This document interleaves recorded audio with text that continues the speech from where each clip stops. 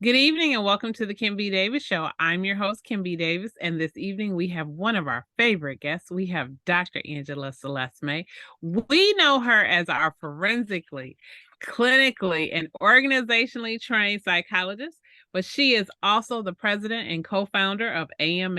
May and Associates Incorporated. She is the president and founder of Celeste Productions Incorporated.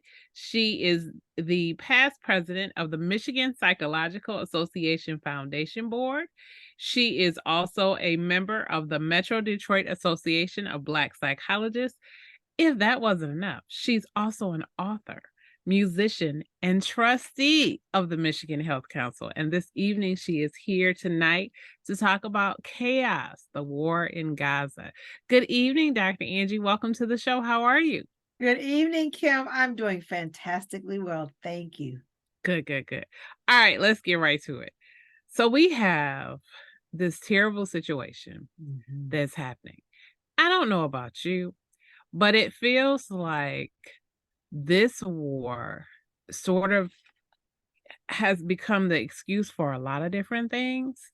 And because the mainstream media is covering it so much, anything that deals with immigration, anything that deals with how money should be distributed to aid other people, should the United States get involved, should we not, even down to water cooler talk in the office, when we see people, we just came off of COVID. We went through 3-4 years of just incredible times where we had to stay at home, and we had a president who was calling it kung flu and just all these different things. And we're hearing about the increase in racist attacks and racism against Asian people. Now we're hearing about it. Well, we were hearing about it already for Jewish people because there were a couple of synagogues that were shot up by different people, but now it has increased. We are also hearing about people targeting Palestinians. There were 3 Palestinian young men in Vermont that were maimed because someone decided to shoot. And there was another guy, I can't remember, Kentucky, Ohio, someplace, and he targeted a family because they were Palestinian. Dr. Angie, I don't know about you, but it feels like America is a melting pot. And I grew up in the 70s and 80s. And there was a program called Schoolhouse Rock, which talked about how America was this wonderful melting pot. And we had all these different people, and it was wonderful because everybody could contribute. Now it feels like if you're not quote unquote the standard American, and there's a whole lot of ways that can be thought about, you are considered an other. Therefore, you are considered an enemy, or you are considered different. And I know we talk a lot about how people look at things, how people experience different situations, and how people hold grudges and different things. But some of these have nothing to do with us. It's just what we see on television, and we have created basically an other. Can you talk about that and why it's dangerous to label people as other? Absolutely. It is dangerous. Just to start with the last part of your question, why is it dangerous? It's almost a prerequisite in the recipe. Like you have to other, as we say these days, other people, meaning making them as much unlike ourselves, whomever ourselves may be, as possible, in order to help justify ... the brutality, the put downs, the violence that some of which you described.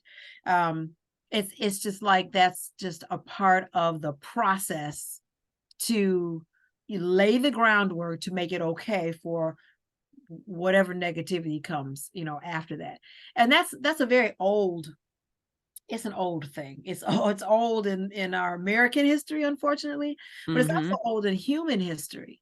Mhm. The way that our brains are wired, we have, I've talked about the neurons in our brains before. Those are the cells that are specialized specifically for brain activity. So there Mhm. are things called mirror neurons. There are different neurons that are specifically designed in our brain to help us recognize others, to mirror or mimic others' behavior. All of that is connected to how we interact and build relationships and communicate. Yeah. So when you think about little babies, they're taking their little sponges, right? They're taking in all kinds of information around them in the environment. And a lot of that has to do with what do they say, even in vitro, talking to your baby, playing music, reading, all of that. It does lots of things. It helps them get familiar with your voice. It helps, develop brain activity and all of that. Once they're born, once we get here on the other side, that continues. So we're literally wired to thrive and develop, largely based on, or a lot of that has to do with our interactions with the world around us and communication. So we know that babies thrive when they have loving touch, when they have emotional nurturing, as you know, and it's not enough just to give the physical, right? We Mhm. need all of that. So um, those are the things that help us bond. And they even have studies that talk about that look at faces, the way different faces are, and why babies are so engaging. Like they literally have studies on this, and they talk about how with little baby's head, that the eyes are such a big part of the head because they're still developing, right? Those little aspects of the design of little ones, and that's for babies, kittens, puppies. They're Yes. it's across the Mhm. board, Mhm. and it designed that way to help the caregivers really want to engage and want to bond and want to share that love, which in turn helps that child thrive. So there's a lot in that has to do with, like I said, the development of relationships and interaction. The opposite of those relationships and developing closeness and interaction, of course, are or is what you're describing, which are tearing those relationships apart, dividing people rather than bringing them together. Um, and of course, what does that do? It destroys relationships, it destroys communication, all of that. Um, that idea that we are all, whoever all is, if you think of the entire human race, the people say there's only one race, the human race, or if you think of all just my people, whomever Mhm. my people may be, my group, that Mhm. whole in group, out group, that social psychologists do a lot of studying, who is the in group, who is the out group. All of that information is really important because it, like you say, it can be, while on the one hand, it can help you thrive, those networks and those interactions.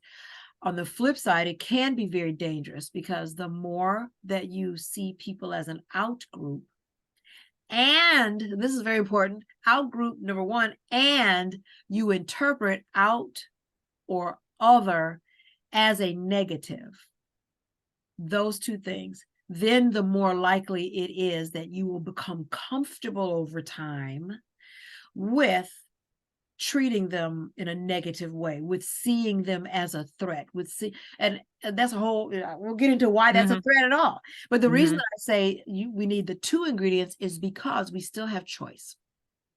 So in some ways, some would say that we're kind of naturally wired, that if you're not a part of my home group, my communication circle, the ones I'm familiar with, then you're automatically a threat. It can feel natural to kind of react that way because, as we've talked about in other conversations, something that's different and new can feel like you are trying to change or take away from me what's familiar. And in these cases, we're talking about relationships. So what's familiar, those who are close to us, Mhm. near and dear to us. A new person is introduced or a new situation, and that can feel like, oh, you're disrupting that. So therefore, my defenses go up and I see you as a threat. So while that can be a natural reaction, we still have choice. And so we can choose, consciously choose, and sometimes it takes it takes effort to consciously choose to not assume that other and different is necessarily bad. Mhm. So getting back to what you were saying about how we grew up with, it's a melting pot, and we Yes. welcome all the different stripes and all the different types, and everyone has something positive to bring. We grew up with those commercials and all of that on Sesame Street and everything. But if we're not consciously choosing that, then it becomes, again, it's easier to view new and or different as a threat. Something that you try to take that away from me. And what do we do when we have a threat? That fight or flight. We either Mhm. run away from it, or we get ready to fight because we feel like that we're defending something, even if we don't know what it is. We're defending. Right. Right. So then violence, or of a type, some kind of aggressiveness or whatever, can feel like it becomes the solution to what feels like a threat. To my situation, to my people, to my circle. So I think I think it's important to remind ourselves that we do have choices about how we respond. That it doesn't always have to be a threat, that often it isn't a threat, something that's new or a person that seems different from ourselves, because that's how we grow. So yeah, it can be very dangerous. It's really akin. Oh, I'm turning lights off. It's really akin to it's like taking, you know how we're on Zoom, right? And we're on screen. Sorry about that. I'm turning light back on. Mhm. We're on Zooms and we're on screens.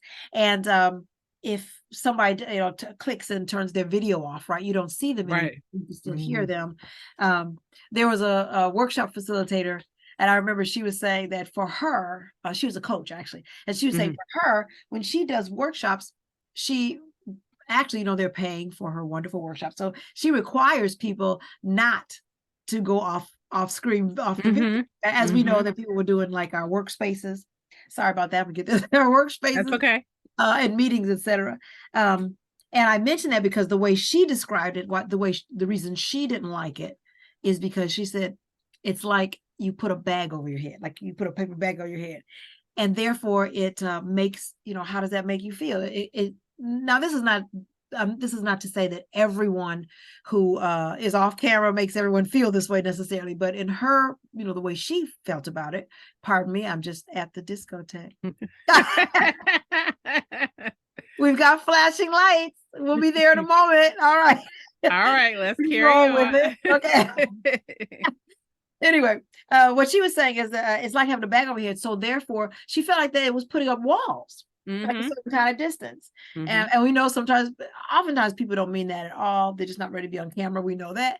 But sometimes people will do that, like, use it as a way of putting up a wall. So I thought that was an interesting analogy because, again, it's that idea of if I can't really see you in that example, and in her opinion, she's literally not seeing you. She's like, she physically can't see Right. you on camera. Mhm. But that idea of, if we take it as an analogy of not seeing a person, meaning, not really understanding where they're coming from, don't see and respect their background or their culture, or, all of those kinds of their language, etc.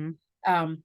Then we can feel a few ways. We can feel that they are it can feel like it's an affront to me. You know how people will whether they mean to or not, unfortunately, how people will say, if you're in America, why don't you speak English? Yes. Like, people will say that. So it's not like they're saying, oh, many times, not to stereotype, but oftentimes the anger Mhm. here in that statement, it's not just saying, oh, you know what, it would be easier for me if you would speak, English, so it help me to better understand, because I don't understand your language, whatever. But the Mhm. anger, why the anger?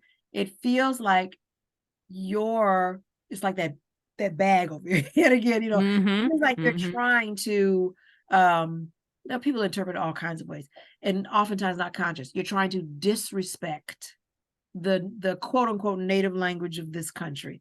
We Mhm. know that there are multiple native languages of this country, and none of them are English.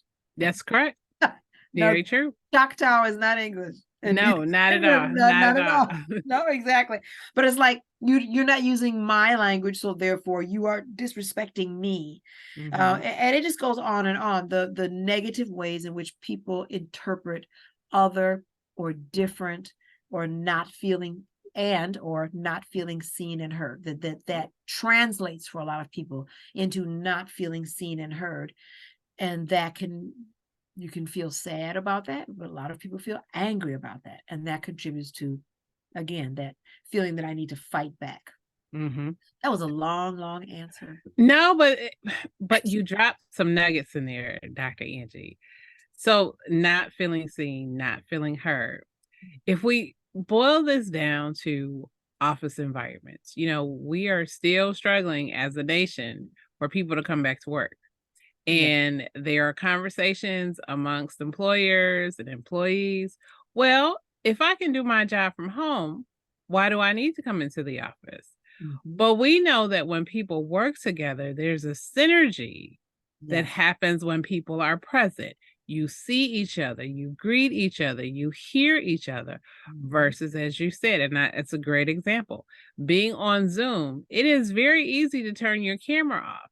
And I've seen people do that. And oftentimes it's usually when somebody says something and they're like, I can't believe she said that. I had to turn my camera off because I didn't want anybody to see my facial expression. I'm like, uh-oh. Yes. And, it's the new, I turn my back to you, or if I'm in an in-person meeting, because what I consider rude in an in-person meeting, if you are talking and you are on your phone, and like scrolling, not like your phone buzzed or what have you, and you picked it up and maybe you answered it quick, but you are literally like, you can tell that people are shopping, people are on the internet, on Facebook or whatever it is.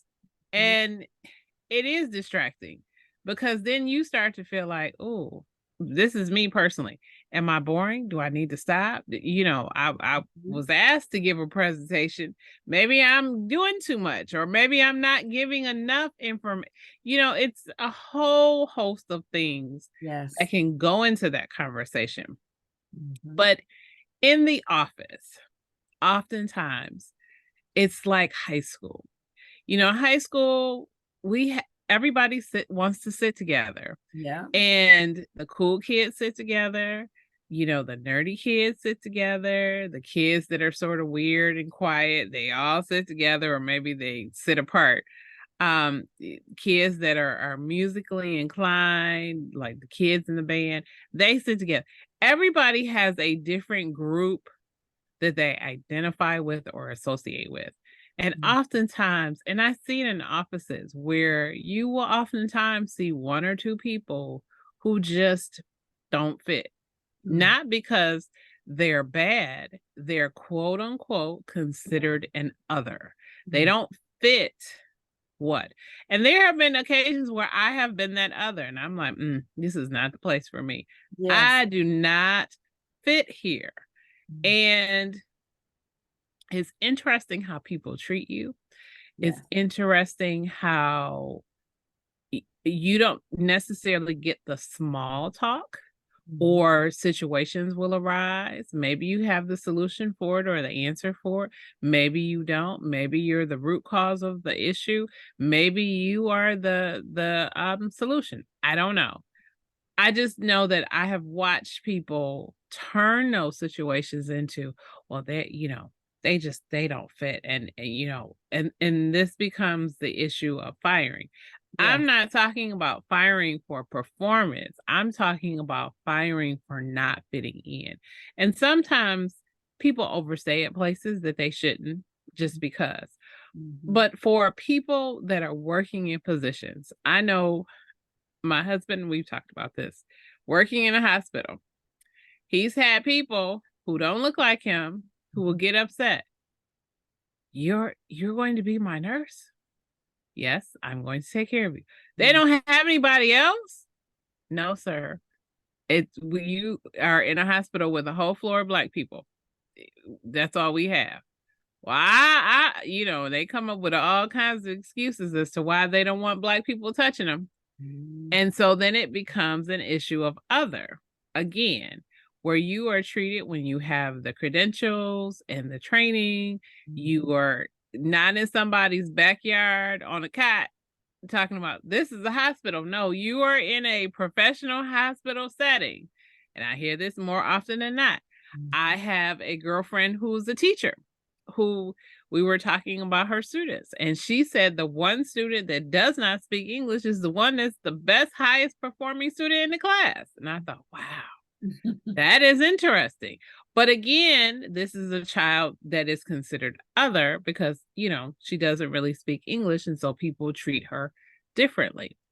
You have office situations where different ethnicities have begun to specialize, not because this is their class or what they should do.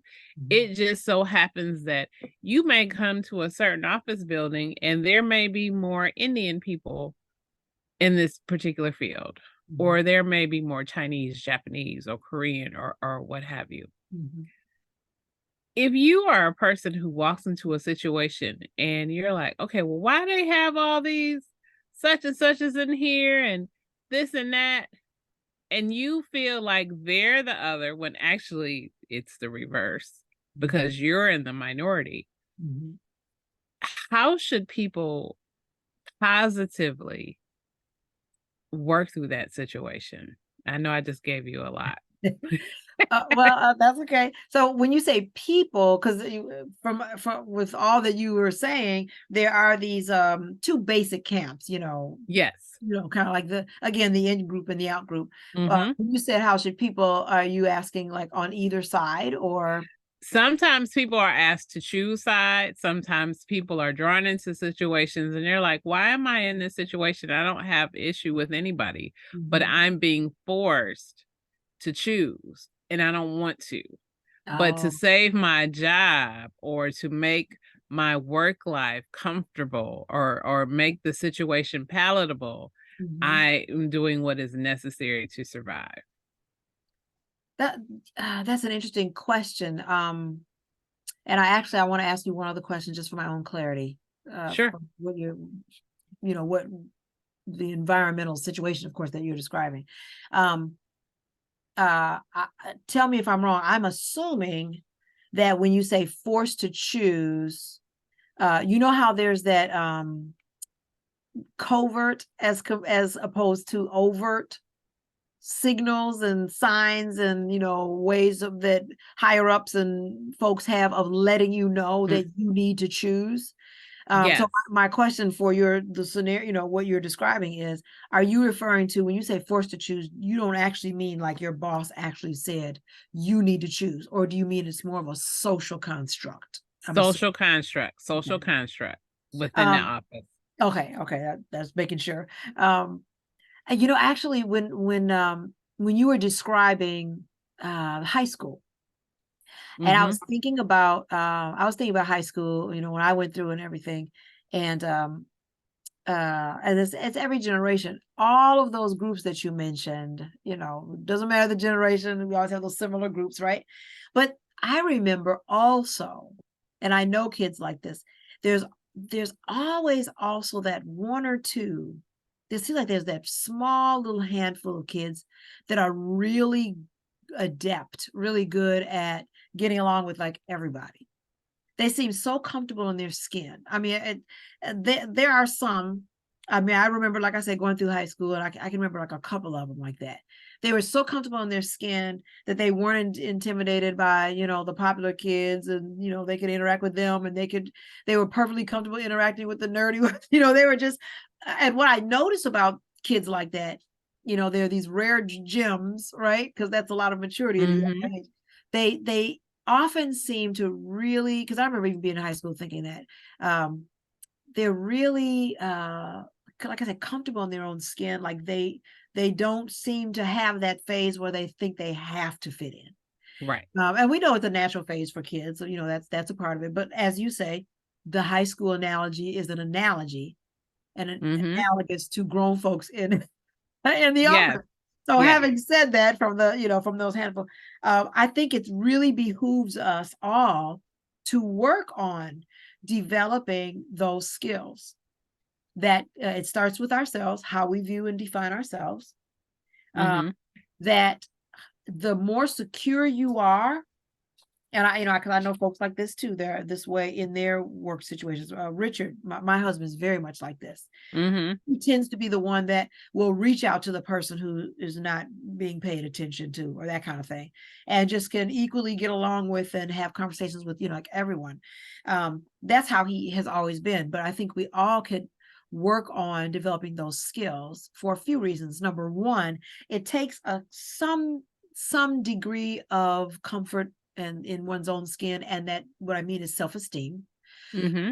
To recognize that your worth, no matter the covert quote unquote pressure, because I know what you mean, that it's a real thing, even if they don't say it. Yes. Right. But I say quote unquote because whether you keep the job, lose the job, whatever, I'm not suggesting folks endanger their jobs, of course, Mm-hmm. but Mm-hmm. knowing your worth, knowing your value, knowing what you bring to the position, knowing who you are and your, gifts and talents and all of that. The stronger you feel in holding that particular space within yourself. Doesn't mean you have to have perfect self-esteem. We all have our doubts and self-doubts. Mm-hmm. But the more you realize that who you interact with is in terms of not being confined to one group, is what I'm trying to say. Yes. That's not going to take away from all these strengths that you bring to the table. And there are cases in which the more you understand that about yourself, I have seen it where you actually educate not only the ones around you, but often, I would say at least 50% of the time, I've seen it a lot, the very superiors who are putting that kind of pressure on you. Mm-hmm. That you can, I don't mean you have to be the person who's going to like teach everyone, this kind of thing, but just by your actions, how the one who is, like we say, othered or considered like not part of the group, how that person who is really considered excellent at what they do, excellent in their job, how everyone starts to look at them like, what when that person goes over and has a conversation and then treats that out person, the quote unquote out person, with dignity and respect, and talks and tries to get to know them. What happens to the temperature in the room? First, people are oftentimes they're shocked, right? Shocked. Why are you going? And then second, people start looking. What are they looking for? They're looking at that interaction and they're learning, even if it's not conscious. Oh, well, if so-and-so can do, maybe it's, what do they learn? Maybe it's not so bad. Maybe talking or interacting with that person is not going to take away from what my being acceptable kind of thing. And often it does take that, even in, like you say, even with adults at work, it takes the popular, the one who, gets all the kudos to do that. But, and then that can help, break the ice and break apart some of that clickishness. But I think we all can become that person, I agree. to do that, and that we should, because we're missing out, or whomever is missing out, people in the in group, you're actually missing out on all that other person or persons has to offer, because everybody has something, that they can and are bringing to the table. So I think that starts with self-work. What am I scared of? Well, you might get it. I mean, whatever the case would be, they may be threatening, you might lose that contract. But then that self-work has to do with, well, what are your values? Do you really want to keep that if it's this kind of environment? What does that say about you? And the humanity is really worth it, because you never know what people are going through. So Absolutely. Yeah.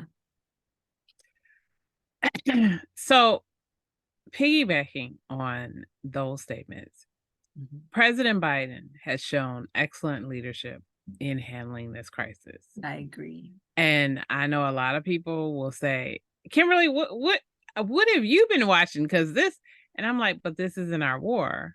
But yet he's trying to support our American interests, which is Israel. We all know that. But at the same time, recognizing the humanity that is Palestine. Absolutely. And I don't envy him at all, because that is a tricky tightrope to have to walk. But Dr. Angie, what would be some key takeaways that you've seen that we can adapt to our own lives to help us through some of these situations where othering becomes an issue in our lives? Um, One takeaway would be, I love that you brought up President Biden, President Joseph R. Biden, Yes. because one thing that he's shown many strengths, as you said, but one of them is flexibility. Yes. He has really shown flexibility because, you remember, we're news folks, like, we keep up what's going on and everything. And remember, he initially came out very strong in support Mhm. of Israel, of course. Mhm. But he also, even though from the beginning, he definitely said, to Israel, follow the rules of war and all Mhm. of that for sure. Mhm. Um, the reporting that I've been hearing, coming up from the White House, was that he was actually taken aback Mhm. at the younger generation's Mhm. vehemence about acknowledging the humanity of Palestinian. Now, I always felt that way. I know a lot of folks, who aren't in quote unquote in the younger generations, who've always felt that as well. That you can support Israel, but at the same time, Supported them as patients, well. yeah, they're Mhm. people that they're not Mhm. of that. Mhm. And when you're Mhm. in a real relationship with someone, when you really care about somebody, you have an allyship or whatever, if you're going to be a friend, you pull their coattail if you feel they're doing something wrong anyway. Right. It doesn't mean you're Right. supposed to work. So I really appreciate President Biden's flexibility in that he listened, which he tends to do. He Mhm. listened to those voices and um, didn't, like you said, he didn't drop his support of Israel, but he became more verbal about respecting the civilians and the humanity on both sides. Mhm. So that is one key takeaway for us to work on our flexibility. And I say work on because that comes easier for some folks than others. Mhm. We can all be entrenched in our ideas and our camps, etc. But again, that's growth. Ongoing growth. Another key takeaway, and that's part of the flexibility, is that if we're going to continue growing individually, as a people, as a country, whatever, as a world, you have to be willing to challenge yourself, to question, some things about yourself, and take a second and a third look at times to see where you are. Do I need to maybe look at this more closely? Do I need to become more flexible about some things? Sometimes the answer is no. Okay, that's fine. But to be closed off from even looking and asking and investigating and seeing where we are at any given time is equals stagnation. So I would say definitely key takeaways is be flexible enough to be willing to look at all sides as much as we can. That kind of flexibility of looking at all sides helps to fight against prejudice. It helps to Mhm. fight against stereotypical assumptions about other people, whether they're in group, out group, whether they really are your enemy or not, whatever the case. That we want to be adaptable, we want to continue growing, um, uh, and something else too. One of the things I really like about President Biden is that he is, always an optimist, and he's not afraid of following that optimist path in the face of everybody who says what's not going to be. So that Yep. included his becoming president in the first place. Sure did. All of Sure that. did. That included him, everybody saying, I don't know, he's all, well, I can work with people. They're not going to work with you. The other side, the Republican side, he got bipartisan support on multiple pieces of legislation. So he's Mhm. constantly surprising folks. And they shouldn't be surprised, really, because the man is extremely skilled. Somebody said recently, everyone's always talking about his age, which is just plain ageism. It's called prejudice. That's it. That's All it it. is. And if you replace the age and said, the race, sexism, anything else, people would just fall, their hair would fall out, but you're allowed Mhm. to age. Mhm. But someone was saying recently that absolutely it's about age. It's because of his age and his experience that he has been so skilled, so adept. He knows what he's doing. He's got a 40+ year relationship with Netanyahu, and we can go on and on. Yes. There's lots of positives to bring fresh blood and idea. All that's great. But number one, age does not mean lack of fresh ideas. That's right. prejudice as well. It's a stereotype, absolutely. Mhm. And Mhm. yeah, and age and experience and skill sets and growth. Some things which actually might take 35 years to develop or 40. Mhm. Mhm. Um, really have helped to. It's not our war, like you said, but he has been very instrumental in keeping it from escalating, even Mhm. worse than perhaps it, has definitely been Mhm. devastating, of course, for so many. But that's another takeaway too. His buoyant and unending optimism that is rooted in he's not blindly optimistic, it's rooted in Mhm. experience. So saying, once again, he's, forever being underestimated, but once again, this ceasefire that they said, well, I don't know if Hamas is going to agree, so they agreed to 3 days, and then guess what, it's They extended. extended it. Mhm. Exactly. Mhm. So be flexible, be adaptable. Doesn't mean you have to, when I ask you to give up your values, hold on to those. Some things are not flexible, and they shouldn't be. You're going to love your sons. Is that up for grabs? Pretty Right. much no. Mhm. Yeah, exactly. Mhm. Mhm. But we need to keep growing. We need to be flexible, listen to all sides. That helps to combat the othering, and to embrace people no matter what group they might be in. We may not agree with everything, and maybe that's not the ones we're thrilled to hang around with, but at least you respect them as people. And then his again, like I said, I'd take away from the situation and Dr. Biden, that would be his wife, and Yes. President Biden, her as well. Yeah, that optimism rooted in experience that says, well, don't assume what can't be just because of what hasn't. Let's look at it. Let's try and see and find out what's possible.